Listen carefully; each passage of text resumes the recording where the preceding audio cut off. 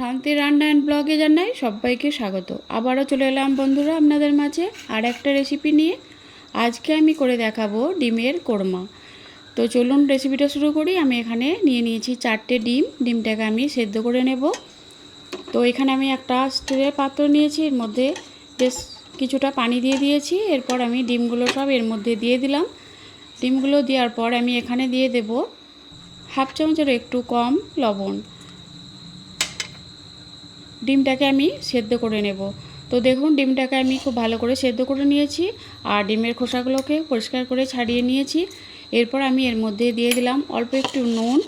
আমি নুনটাকে দিয়ে একটু ভালো করে মেখে নেব ডিমটা।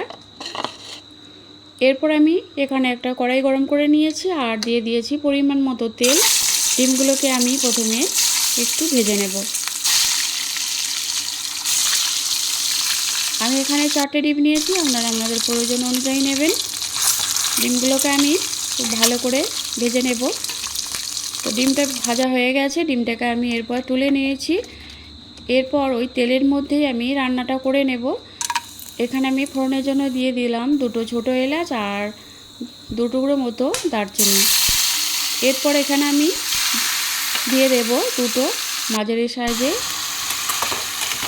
পেঁয়াজ বাটা, মানে পেঁয়াজের পেস্ট এখানে দিয়ে দিলাম। আপনারা চাইলে এখানে পেঁয়াজটা কুচি করেও দিতে পারেন, তবে এখানে পেঁয়াজের পেস্টটা দিলেই বেশ টেস্টি মনে হবে আর ভালো লাগবে খেতে।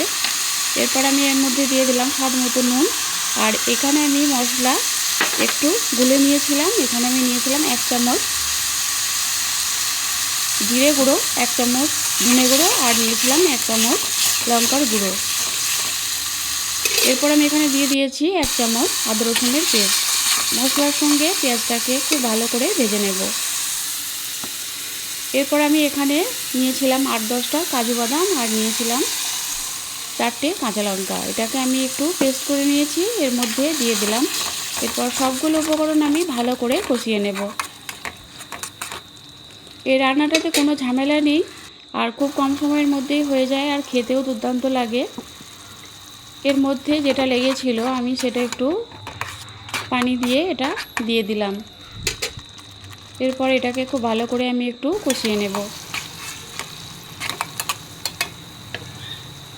তো দেখুন এটা আমার কষানো হয়ে গেছে। এরপর আমি এর মধ্যে দিয়ে দেব 1 কাপ দুধ। এই রান্নাটা পানি ব্যবহার করব না, এখানে আমি দুধ দিয়ে রান্না করব। এখানে আমি দিয়ে দিলাম 1 কাপ দুধ। দুধটা দিয়ে আমি এটাকে খুব ভালো করে ফুটতে দেব। তো দেখুন এটা খুব ভালোভাবে ফুটে গেছে। এরপর আমি এখানে ভেজে রাখা ডিমগুলো দিয়ে দিলাম।